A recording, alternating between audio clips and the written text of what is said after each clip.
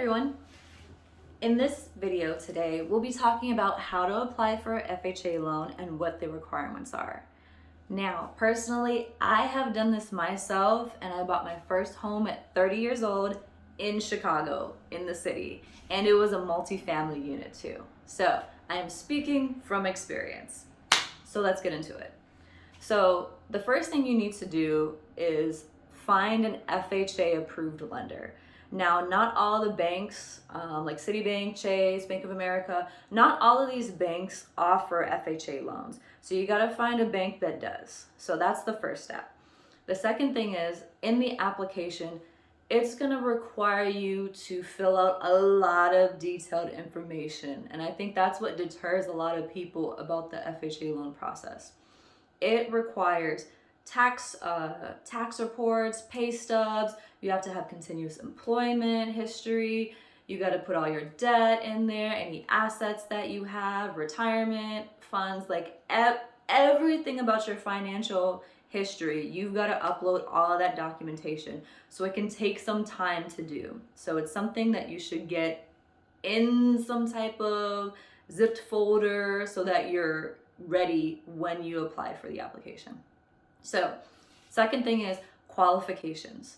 There's a lot of information about FHA loans that they're made for more low to moderate income families and purchasers, which is true. At the time, I did not have a bunch of savings, but I still wanted a house, right? So I didn't have a lot of money. I think I put $11,000 down to buy a $250,000 multifamily property. That's amazing. $11,000 down. So it took a couple months to save that amount of money, but I did it as a single person. So let's go over the requirements. So you have to have a credit score of 580 at least if you're gonna put down a down payment of 3.5% of the purchase price. Right? So I think this is the best way to go, but let's say you don't have the best credit. FHA now allows you to have at least a 500 credit score, but you've got to put more down. You've got to put 10% down payment on the price of the home, right? So let's say you're buying a home that's $250,000 and your credit score is 500.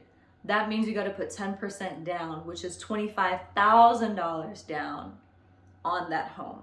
So just keep that in mind, right? So the better your credit is, then you can put the least amount down, which is 3.5% down, okay? So let's say you've got the requirements, your credit is in decent shape, you have a bit of money saved up, let's say it's like $10,000, $20,000, right? After your application's been reviewed, what's gonna happen is you get assigned a loan officer. This loan officer is not like a parole officer or the popos. A loan officer is somebody that helps gather the documents and application stuff that you need to move you through the mortgage process. Because if you're a first-time home buyer, which what this program is made for, meaning you've never owned a home before, this officer helps guide you through the things that are needed and updates you on the process of your mortgage application as you go through it. For me, it took about 30-ish days from applying to closing, which is about normal-ish, right? So it does take several weeks. So mind you, some things don't always go smoothly. So let me talk about the process and me personally, what did and didn't go so well. So, loan officer helps you through the process, right? They determine your eligibility, the best loan rates for you. They talk about the interest rate that you're gonna lock in, and that interest rate is usually locked in for 30 days. They talk about mortgage insurance premiums. Let me explain what this is, because this is specific to FHA loans. Conventional loans usually don't have this unless you put less than 20% down. This may be a disadvantage to FHA loans because they cost a bit more. This is why. When you put less than 20% down on a loan, hence the FHA loan, you're putting 3.5% down, you're gonna pay something called mortgage insurance premium. It's an extra fee that's pretty much insurance to the lender that you're paying, pretty much saying like, if I default, here's some monies. It's like insurance for the lender if you default, which means like you don't pay, and let's say the home gets foreclosed on, and then the bank doesn't get any money from you anymore. So it sucks, but it's kind of a risk that banks take. So that's kind of how they kind of try to recoup their risk and money for that.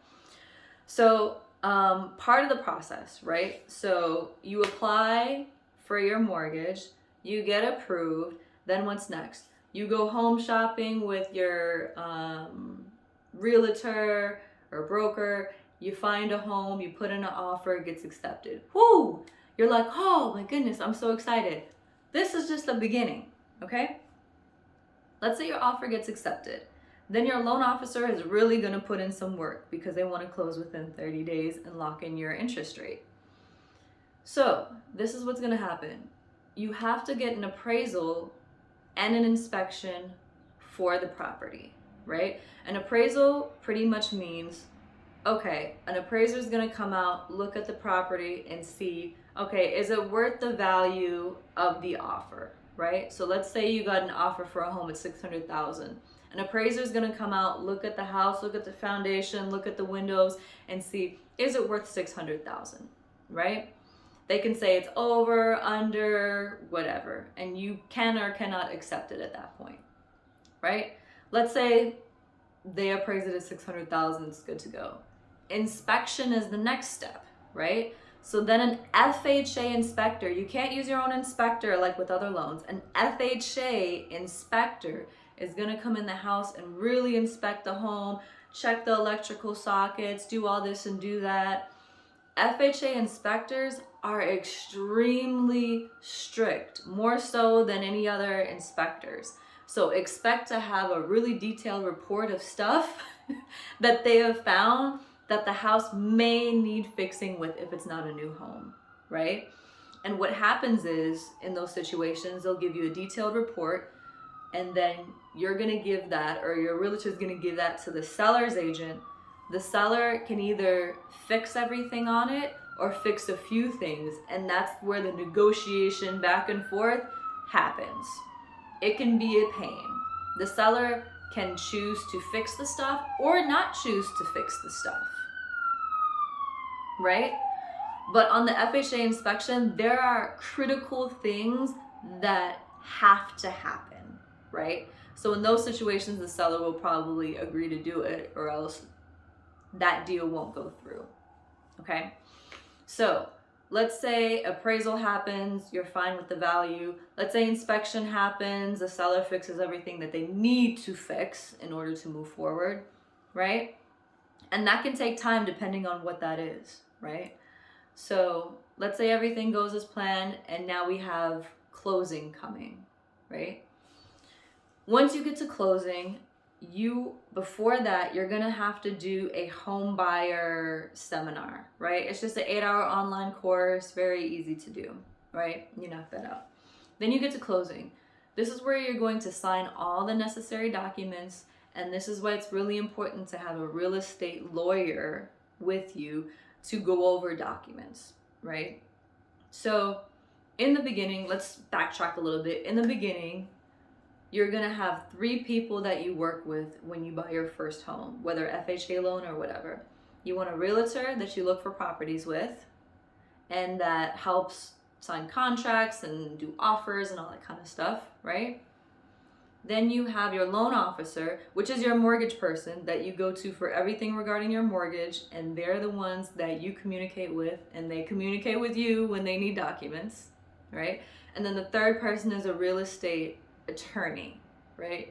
A real estate attorney is the one that can look at offers and contracts and see if that kind of makes sense for the industry or the market, or give you even advice on asking for more, like asking for closing concessions, which means asking a seller to pay for your closing costs. It can happen in some markets, right? And also make sure that things are legal when it comes to the documents, right? And also, if you're not good with paperwork and lingo, if you bring your real estate lawyer to closing, you have to sign a lot of documents. Many of them you may not understand. So bringing your lawyer there, they can help you kind of summarize and understand what you're signing.